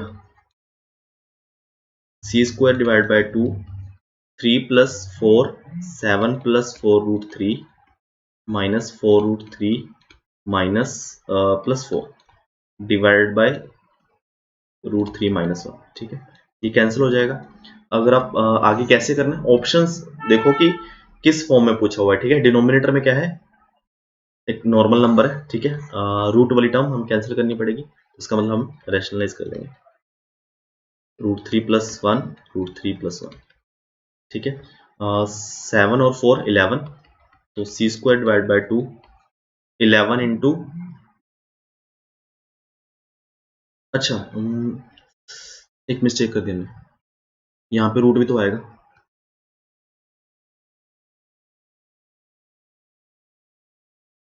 ठीक है, root 11 into root 33 plus root 11 into 1 root 1, नीचे आ जाएगा रूट 3 का स्क्वायर 3 माइनस 1 2 2 आ जाएगा, 3 माइनस 1 2, तो ये आ जाएगा root 33 plus root 11 divided by 4 c square. ठीक है, ऑप्शन ए। ठीक है, बहुत लेंथी सवाल है, मेरे हिसाब से पेपर में नहीं करना चाहिए पहले अटेम्प्ट। अगर आपको आता भी है और इस वे में करना पड़ेगा तो पेपर में अटेम्प्ट नहीं करना चाहिए, बाद में करना चाहिए जब टाइम मिले तो। नेक्स्ट क्वेश्चन है 108, if 8v minus 3u is equal to 5ub and 6v minus 5u is equal to minus 2uv, then 31u plus 46v is। तो इसको कैसे कर सकते हैं, या दो इक्वेशन दी है, पहले में अगर v वाली टर्म्स कैंसिल कर दो आपस में, इस तरीके से u और u इधर कैंसिल हो जाएगा, v की वैल्यू आ जाएगी, फिर u की वैल्यू आएगी। तो इसको देखते हैं, देखो 8v 3u यहाँ पे 6, तो सबसे पहले मुझे यहाँ पे इन दोनों का कोफिशिएंट कॉमन बनाना है, तो मैं इसलिए इसको 3 से मल्टीप्लाई करता हूँ, इसको 4 से मल्टीप्लाई करता हूँ, तो 24v minus 12u is equal to 3 से मल्टीप्लाई कर रहे हैं ना, 3 से कर रहे हैं सॉरी, तो 9u is equal to 15uv। ठीक है, इसको 4 से कर रहे हैं, 24u v minus 20u is equal to 4 से कर रहे हैं माइनस 8uv, तो माइनस करूंगा मैं तो यहाँ पे आएगा 11u is equal to 23uv। ठीक है, u कैंसिल, यहाँ से v आ गया 11/23। ठीक है, सिमिलरली अब मुझे क्या करना पड़ेगा, u को कोफिशिएंट सेम करके माइनस करना पड़ेगा, तो 3 और 5, तो इसको मैं 5 से मल्टीप्लाई करूंगा तो ये आएगा 40v minus 15u is equal to 25uv, इसको मैं मल्टीप्लाई करूंगा 3 से 18 v 18v v से मल्टीप्लाई कर रहे हैं 15u is equal to -6uv। तो दोनों को माइनस करेंगे 22v is equal to 31uv, v cancel, u is equal to 22/31। ठीक है, बस। तो अब हम फाइंड क्या करना था, 31u is equal to 22 plus 46v is equal to 22 is equal to 44, option A. ठीक है, तो ये भी आसान ही था बस। नेक्स्ट क्वेश्चन है 109, x is equal to √10 plus √2 divide by 2 and y is equal to √10 plus √2 minus √2 divide by 2, then value of log 2 x square xy x square y square. तो सबसे पहले x स्क्वायर देखते हैं, इसके कुल आएगा, x square आएगा √10 का square 10 plus 2 plus 2√20 divided by 4, it is equal to 12 plus √20 में से हम 4 बाहर निकाल सकते हैं ना, 4 बाहर आएगा तो 2 आ जाएगा, 4√5 डिवाइड बाय 5 4 से कैंसिल करेंगे, आएगा 3 प्लस √5। सिमिलरली y स्क्वायर जो होगा वो 3 माइनस √5 आ जाएगा। ठीक है, एक्स वाई किसके कुल आ जाएगा, a square minus b square means 10 minus 2 divided by 4 means 2। ठीक है, देन हमें क्या चाहिए, x square plus y square plus x y, तो तीनों को प्लस करना है। 3 प्लस 3 √5 कैंसिल हो जाएगा, 3 प्लस 3 6 प्लस 2 8, तो log base two 8 is equal to 3। ठीक है, इसकी वैल्यू कितनी आ जाएगी, 8। ठीक है,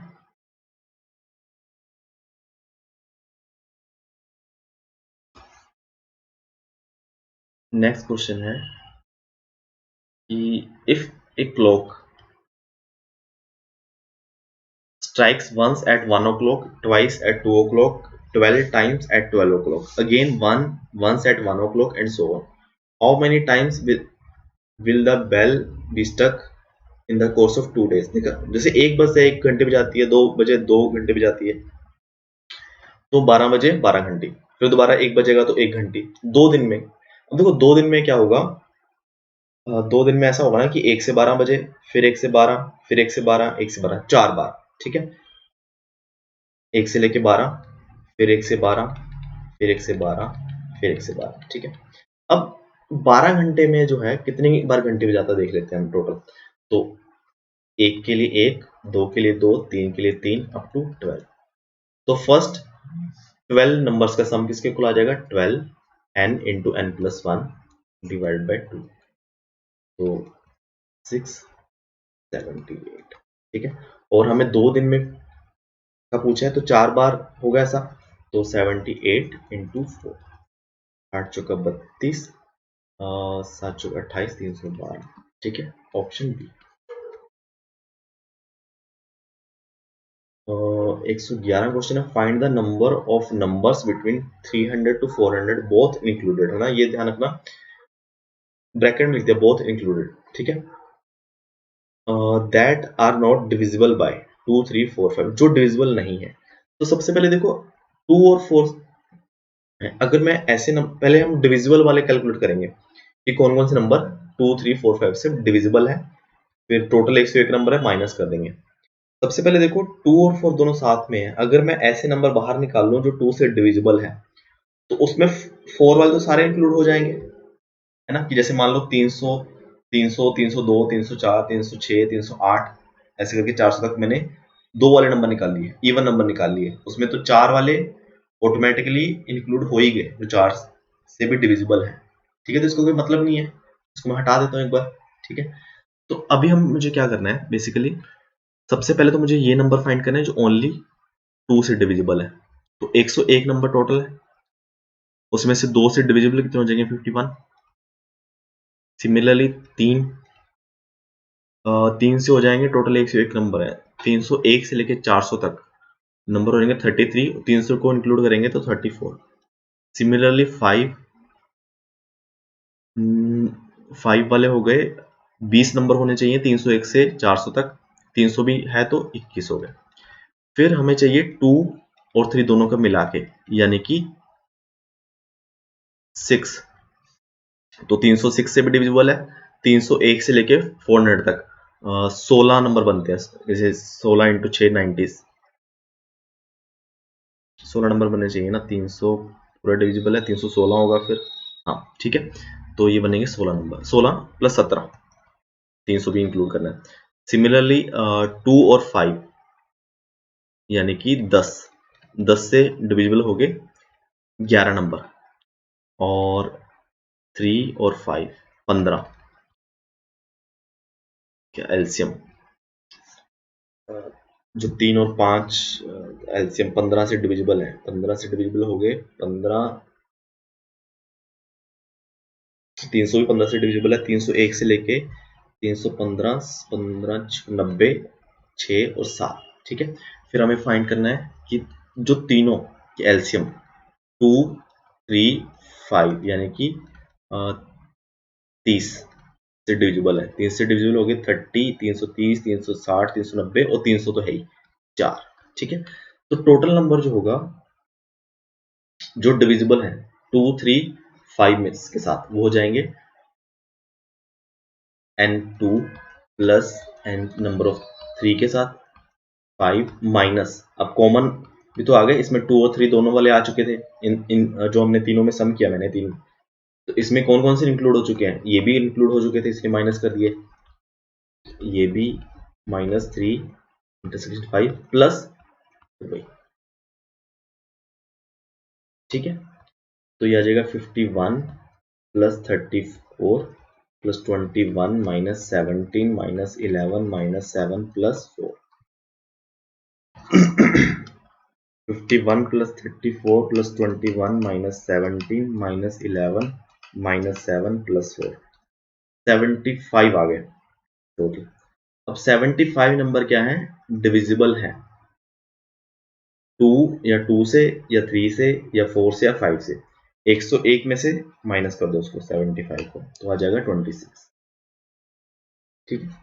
और अगर आपको वैसे करके देखना है तो वैसे भी कर सकते हो कि जैसे 2 दिया तो थोड़ा सा इजी हो जाता है कि 101 नंबर है, 50 नंबर तो ऐसे निकल जाएंगे, 51 नंबर, ठीक है। फिर बाद में आप 3 वाले करके देख लो, 3 वाले हमेशा ओड वाले नंबर ले लो, ठीक है। नेक्स्ट क्वेश्चन है 112, ये भी ठीक क्वेश्चन है कि if S1 S2 S3 and Sm are the sum of the first n terms of m arithmetic progressions, whose first terms are 1 4 9 16 up to m square, common difference are 1 2 4 m respectively, then the value of S1 plus S2 up to Sm। देखो m arithmetic progression है m, ठीक है, m series है हमारे पास, हर एक series का हमने first n terms का सम निकाला है जो कि है S1 S2 S3 up to Sm। तो इन सब सारे सम का सम करना है हमें, ठीक है। तो बेसिकली क्या देखो, पहली सीरीज क्या होगी, पहली सीरीज का बोला इन्होंने फर्स्ट टर्म 1 है और डिफरेंस 1 है, यानी कि 1 plus 2 plus 3 up to n, इसके इक्वल है, ये है S1 की। सिमिलरली सेकंड जो है उसका फर्स्ट टर्म है 4, कॉमन डिफरेंस है 2, तो 4 6 8 अप टू n टर्म्स, है ना। लास्ट टर्म हमें नहीं पता क्या होगी, इसके इक्वल आ जाएगा। और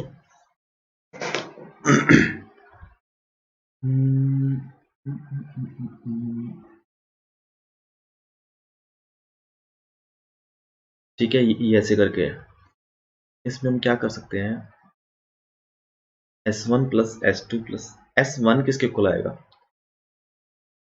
हमें पता है सम किसके इक्वल होता है n/2, नॉर्मल सम किसके इक्वल होता है AP का, n/2 2a प्लस n-1d, है ना, इसके इक्वल होता है सम।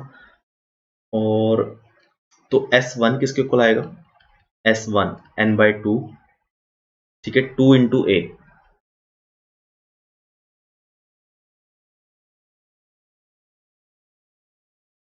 2 इंटू ए यानी कि 2 इंटू 1, ठीक है, प्लस n-1 क्या है, d क्या है, पहले वेरिएबल के लिए 1, ठीक है, और S2 क्या है, n/2, 2 इंटू 4 है ना, n-1, d की वैल्यू क्या है 2।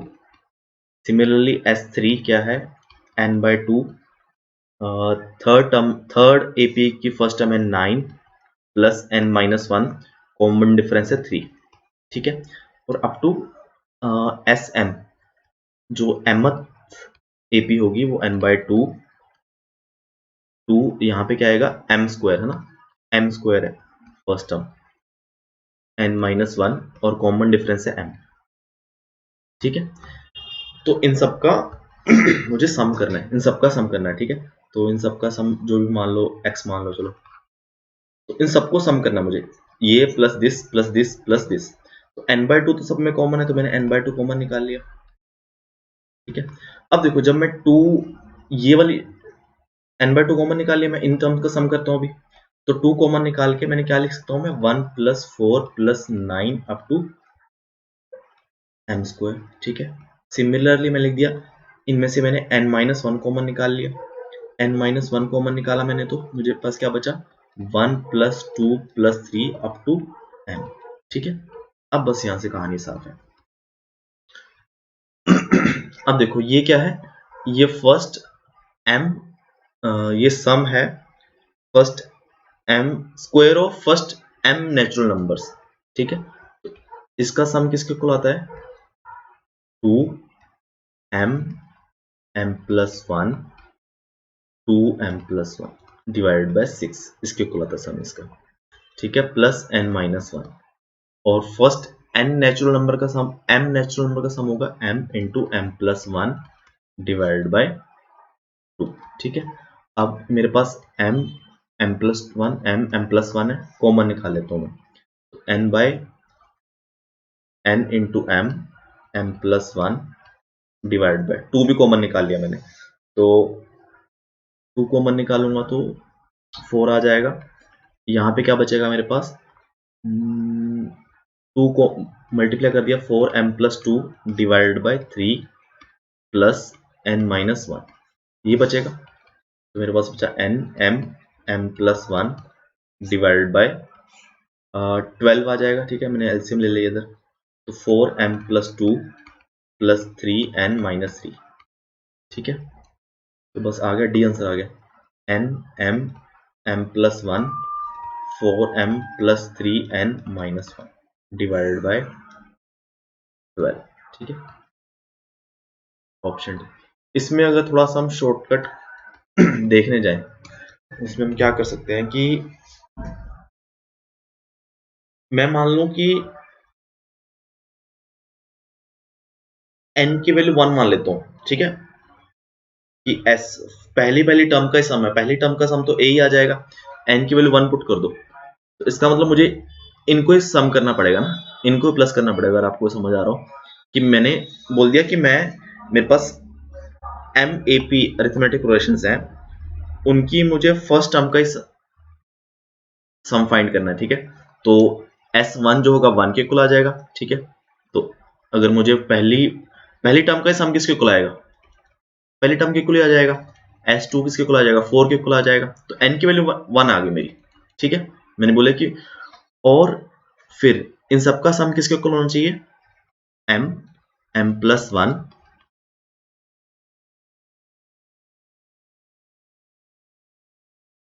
m+1 2m+1 डिवाइड बाय 6, ठीक है, तो n की वैल्यू 1 पुट करने से जिस ऑप्शन में ये चीज बन रही हो वो सही आंसर होगा, ठीक है, तो वो डी में आ रहा है वो, ठीक है, तो इस तरीके से अगर डायरेक्ट करना चाहो तो। उसके अलावा अगर m की वैल्यू अगर 1 पुट करते हैं, अगर m की वैल्यू 1 पुट करो कि a की AP है, उसकी n term first AP only m, तो 1 फर्स्ट टर्म है, 1 कॉमन डिफरेंस है, इसकी फर्स्ट n टर्म्स का सम n के इक्वल ही आ जाएगा, तो ऐसा ऑप्शन जिसमें m की वैल्यू 1 पुट करने से n आ जाए, बट वो मल्टीपल ऑप्शंस आ रहे हैं तो वो नहीं कर सकते। ये वाला सही है, n की वैल्यू 1 वाला अगर करना चाहो तो।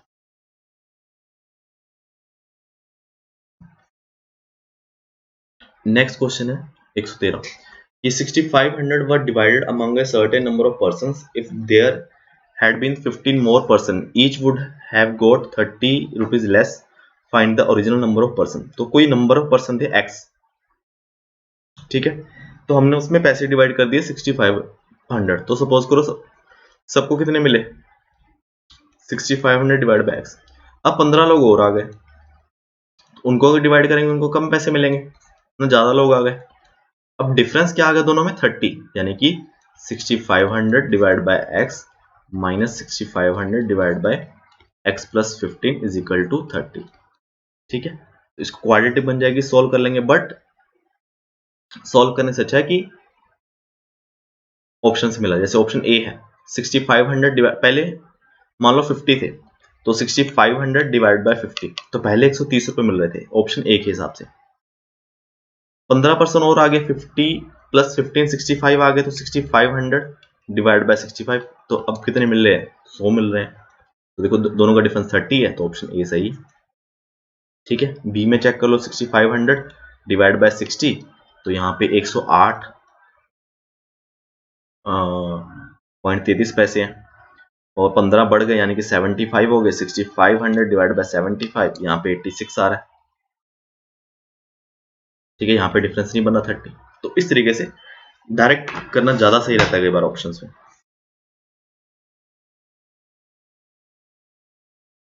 नेक्स्ट क्वेश्चन है, एक cylindrical box of radius 5 centimetre contain 10 solid spherical balls, each of radius 5 centimeter. If the topmost ball touches the upper cover of box, then volume of empty space in the box is। अच्छा, क्या बोला इन्होंने कि एक box है इस तरीके से। अब सबसे पहले इसका जो रेडियस है, रेडियस 5 है, और इसकी हाइट कितनी होनी चाहिए देखो। अब इसके अंदर ना कितनी बॉल पड़ी है, 10 बॉल पड़ी है स्फेरिकल।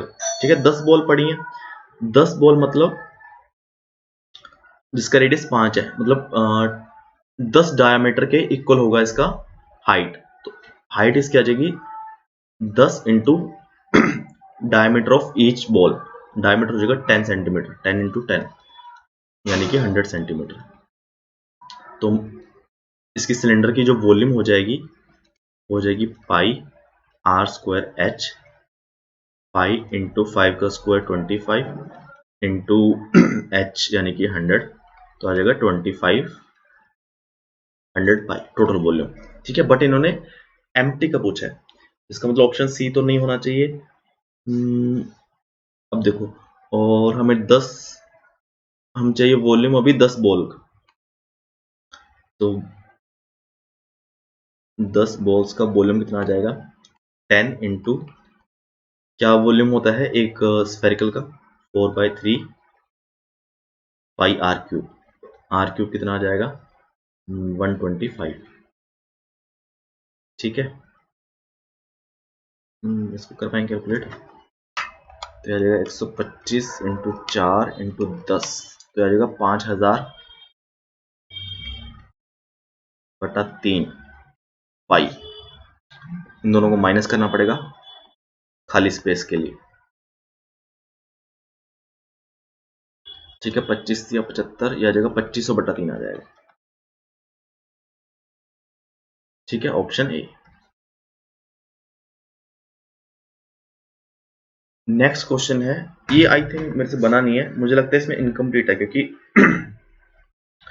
ऑनलाइन देखा था मैंने, उसमें एक x y z की वैल्यू दी हुई है साथ में, तब ये बन रहा है। ठीक है, तो फिर मैं बता देता हूँ कि अगर x y z की वैल्यू अगर हम लें तो कैसा बना रखा था सोल्यूशन।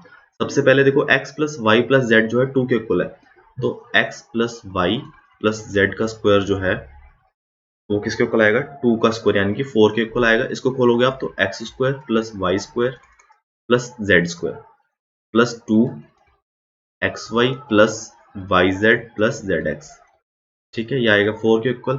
ये किसके इक्वल है, -1 के, तो -2 उधर जाके +2, ये हो जाएगा x² + y² + z², ये आ जाएगा 6 के इक्वल।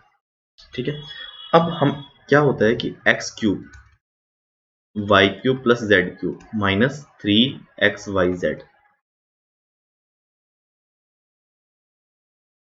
ये इक्वल आएगा x + y + z into x² + y² + z² -xy -yz -zx। ठीक है, अब देखो यहां से हमें इसकी वैल्यू पता है, x + y + z 2, x² + y² + z² की 6 आ गई, और इसकी वैल्यू -1 यानी कि +1 14। ठीक है, ये आगे, बट इसकी वैल्यू नहीं हमें दी हुई, तो इसलिए ये थोड़ा इसमें डाउट है, चेक कर लेना इसको एक बार। जो मैंने चेक किया, जितने भी क्वेश्चन से x y z की वैल्यू दी हुई थी। ठीक है,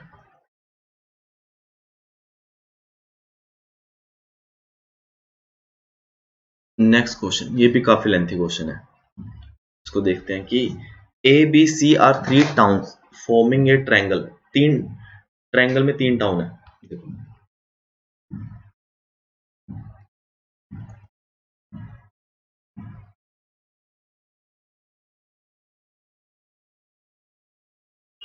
ये टाउन है A, ये टाउन है B, ये टाउन है C। ठीक है, A man has to walk from one town to next town and then drive to next town and then again drive toward his starting point। ठीक है, तो सपोज करो अगर A पे खड़ा है, A से B जा रहा है, वो वॉक करके जाएगा, B से C जाएगा राइड करके जाएगा।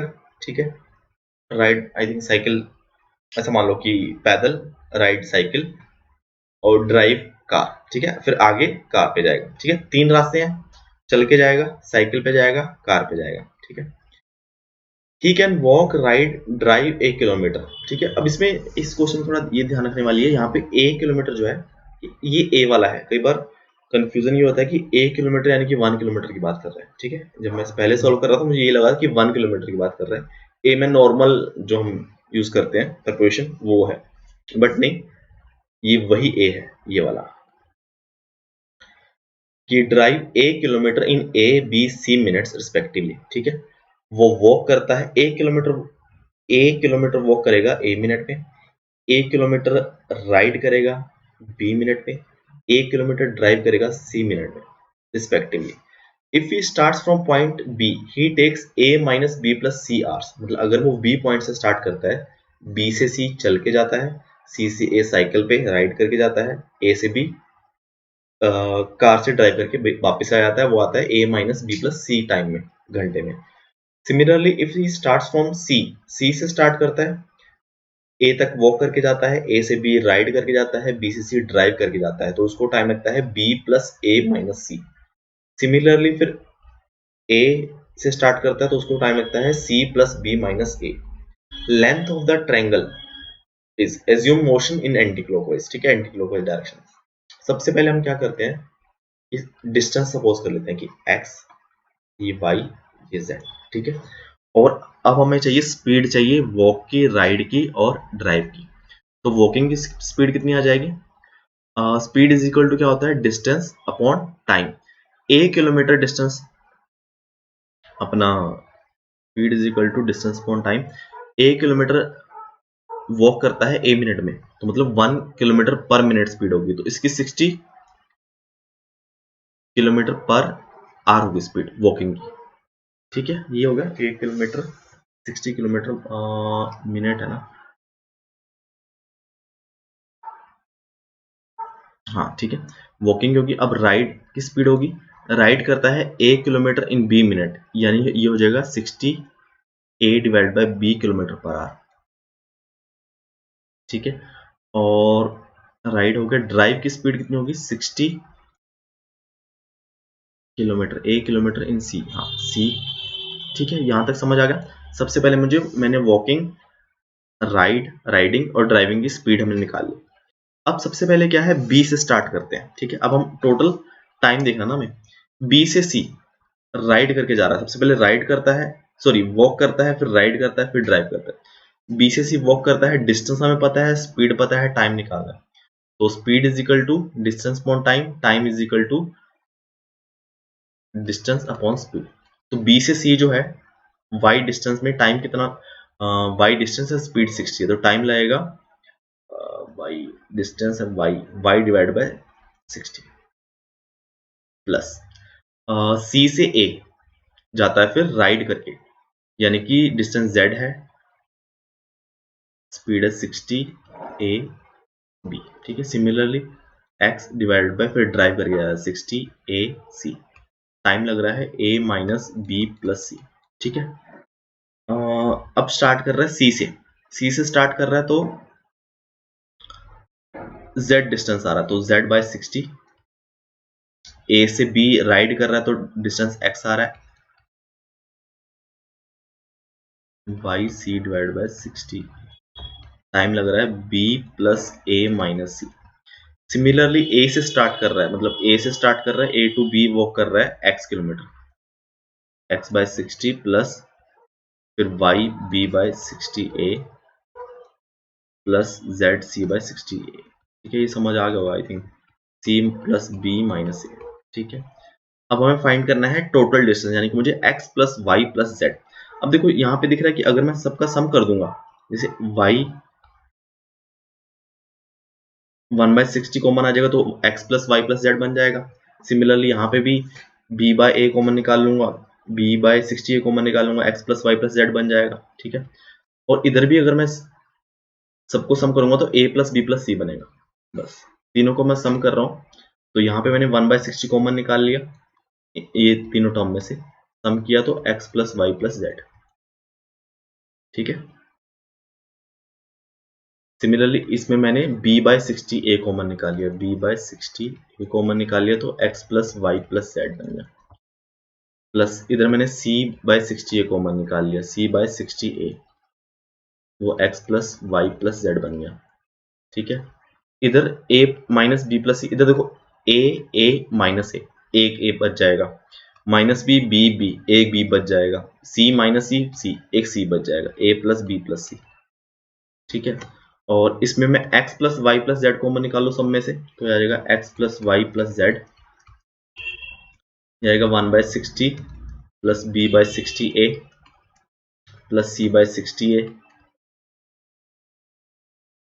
Is equal to a plus B plus C, ठीक है। और यहाँ पे देखो मुझे a plus B plus C चाहिए, यहाँ पे मैं a मल्टीप्लाई करूंगा ऊपर और नीचे, और 1/60 कॉमन निकाल लूंगा 60a, तो x plus Y plus Z divide by 60a, ये बन गया a plus B plus C is equal to a plus B plus C, ये कैंसिल, यहाँ से x plus Y plus Z किसको इक्वल आ जाएगा 60a, ठीक है। तो ये भी थोड़ा सा मुश्किल क्वेश्चन है पेपर के हिसाब से, क्योंकि इसमें एक तो मुझे ये कंफ्यूजन थोड़ा सा लगा, अगर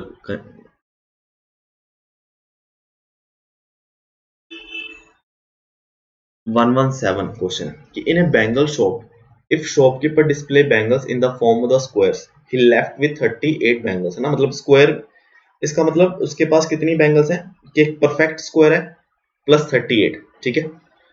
if you wanted to increase size of square by one bangle each side of the square he found that 25 bangles fell short in completing the square, अगर वो स्क्वायर एक यूनिट से बड़ा कर देता है तो उसके पास 25 बैंगल्स कम हो जाती हैं। Actual number of bangles which had with him, ठीक है। अब देखो क्या है, सपोज करो उसके पास नंबर ऑफ बैंगल्स हैं, कुछ बैंगल्स हैं उसके पास, हमें नहीं पता। अगर उसके पास बैंगल्स में 38 ज्यादा बच जाएंगे, उसके पास जितनी बैंगल उसमें 38 कम हो जाएंगी तो कोई नंबर का स्क्वायर बन जाएगा, ठीक है। ये बात सही है, बट अगर वो ए स्क्वायर बनाता है, ठीक है, ए कोई लेंथ होगी, ए मतलब ए हो गया number of bangles in one side, अगर वो ए प्लस वन का स्क्वायर बनाना चाहता है तो उसके पास 25 कम पड़ती हैं, ठीक है, ये नंबर ऑफ बैंगल्स है। तो अगर वो छोटा ए स्क्वायर बनाता है उसका 38 ज्यादा बचती हैं, अगर a प्लस 1 का स्क्वायर बनाना चाहता है 25 कम रह जाती है। तो मतलब दोनों के स्क्वायर के बीच में डिफरेंस क्या होना चाहिए, 38 प्लस 25, है ना। ये अगर आपको चमका हो, A square minus A square, A plus 1 का square is equal to 38 plus 25, यह आ जाएगा 363। ठीक है, तो A square minus B square, A plus B, A minus B, तो 1 ही आ जाएगा, इज इक्वल टू 63। तो 2a is equal to 63 minus 1 62, a is equal to 31। ठीक है, तो 31, और हमारे पास जो एक्चुअल बैंगल्स हैं वो क्या है, ए स्क्वायर प्लस 38 या फिर ए प्लस 1 का स्क्वायर माइनस 25। तो 31 का स्क्वायर प्लस 38, तो 999। ठीक है, 999 बैंगल्स उसके पास। अगर वो देखो 31 का स्क्वायर बनाएगा तो उसको 961 बैंगल्स में 38 का स्क्वायर बन जाएगा, 38 बच जाएंगे। बट अगर उसको 132 का स्क्वायर बनाना है, उसको चाहिए 1024 बैंगल्स, तो इसका मतलब वो 25 उसको कम पड़ गई। ठीक है,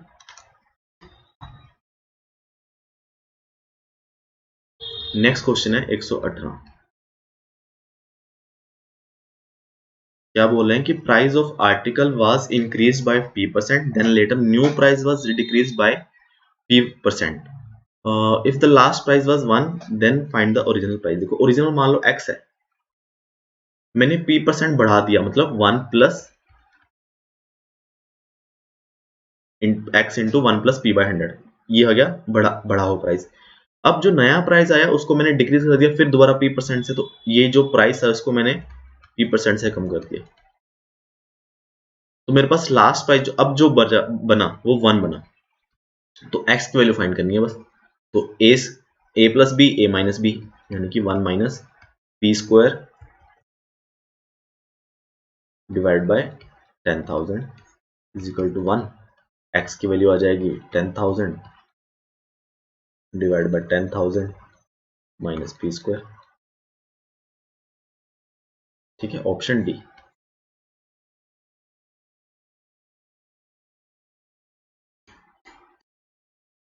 नेक्स्ट क्वेश्चन है 119 कि इफ -4, 0 and 1, -1 are two vertices of triangle whose area is 4 square unit, then third vertices lies on। ठीक है, तो बेसिकली कुछ इस तरीके से बन रहा है।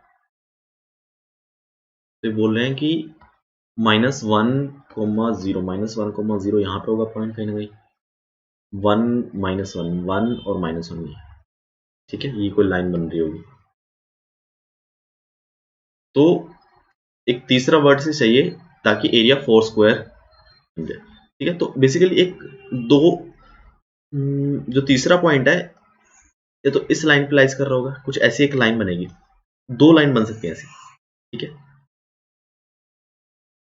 ये दिखाने के लिए कि किसी भी लाइन पे मान लो यहाँ पे पॉइंट है, ठीक है, और दोनों पैरेलल होंगे ताकि हाइट सेम रहे, है ना। इस लाइन पे कहीं पे भी वो पॉइंट, सपोज करो यहाँ पे है, बेस और हाइट चेंज नहीं हो रही ना, एरिया सेम ही रहना चाहिए। ठीक है, ये लॉजिक है। तो इसीलिए एक इक्वेशन आई है कि थर्ड वर्टिसेस कहां पे हो सकता है। ठीक है, और दो लाइन बनेंगे ऐसी, हो सकता है ना कि पॉइंट यहां भी हो तब भी एरिया 4 है, पॉइंट यहां पे हो तब भी एरिया 4 है। ठीक है, तो इन दोनों में से कोई एक लाइन की इक्वेशन दी होगी। ठीक है, तो ये चीज समझने के लिए थी। तो लाइन की इक्वेशन कैसे आएगी, तो कोई भी सपोज करो कि एक्स वाई वर्टिसेस है तीसरा, तो तीन वर्टिसेस हैं एक्स वाई -4, 0 1, -1, इनका एरिया जो होता है वो होता है 1/2 determinant of first point, second point, यहाँ पे सारे 1 1 आएंगे। ठीक है, third point equal to area क्या है 4 प्लस -4 ले लेंगे। ठीक है, क्योंकि दो लाइन बोली है ना मैंने, अगर आप ओनली +4 लोगे तो एक ही लाइन की इक्वेशन बनेगी। ठीक है, तो +-4 दोनों लेके चलते हैं तो क्लियर हो जाएगा, फिर देख लेंगे दोनों में से कौन सी लाइन है। तो हाफ इसका डिटर्मिनेंट क्या आ जाएगा, x बाहर निकालूंगा मैं, x को लूंगा पहले तो 0 minus minus 1 minus Y -4 into 1 और -1 तो -5 प्लस 1 4, ठीक है, इज इक्वल टू प्लस -4 और ये बनेगा x plus 5y plus 4 is equal two plus -8 है ना, 2 उधर ले गए। अब पहले मैं प्लस ले लेता हूँ, 8 प्लस 8 लूंगा तो वो x प्लस 5y प्लस 8 लूंगा तो माइनस इधर आएगा तो ये आएगी। सेकेंड में -8 लेता हूं तो x plus 5y plus 12 is equal to 0। ये दो ऐसी लाइन आ गई। इस लाइन पे अगर कोई पॉइंट लेंगे और इन दोनों पॉइंट को लेंगे तो जो ट्रायंगल बनेगी उसका एरिया जो आएगा 4 स्क्वायर सेंटीमीटर, 4 स्क्वायर यूनिट आएगा। तो ऑप्शन सी आ जाएगा, ठीक है।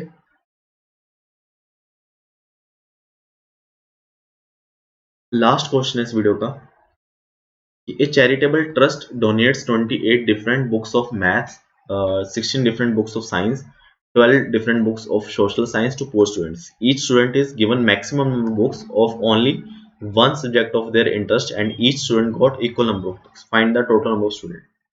तो हमें हर स्टूडेंट को मैक्सिमम बुक्स देनी है, एक ही टाइप की देनी है और सबको इक्वल नंबर देनी है, ठीक है। तो इसका कैसे करेंगे, एलसीएम सॉरी एचसीएफ 12 16 और 28 का, तो इसका HCF 4 आ जाएगा, ठीक है। 4 बुक्स हम दे सकते हैं हर एक स्टूडेंट को। तो नंबर ऑफ स्टूडेंट्स क्या आएंगे, देखो 12 बुक्स हैं, जो 12 बुक्स हैं सोशल साइंस के वो हमने 3 स्टूडेंट को दे सकते हैं, 4 4 तीनों को। और 16 बुक्स जो हैं वो हम 4 स्टूडेंट्स को दे सकते हैं, 4 4 चारों को। 28 बुक्स हम 7 लोगों को दे सकते हैं, 4 4 सबको। तो 7 4 3 4 7 7 14 ऑप्शन में, ठीक है। तो ये क्वेश्चन हमारे हो गए हैं बेसिक मैथमेटिक्स के ICERT नीलिट 2019 के। तो अभी एक पेपर बचा है साइंटिस्ट डी के, सेम ICERT 2019 के, ठीक है। किसी भी क्वेश्चन मुश्किल हो फिर भी डाउट हो कमेंट कर देना, ठीक है, और चैनल को सब्सक्राइब कर देना। Thank you so much.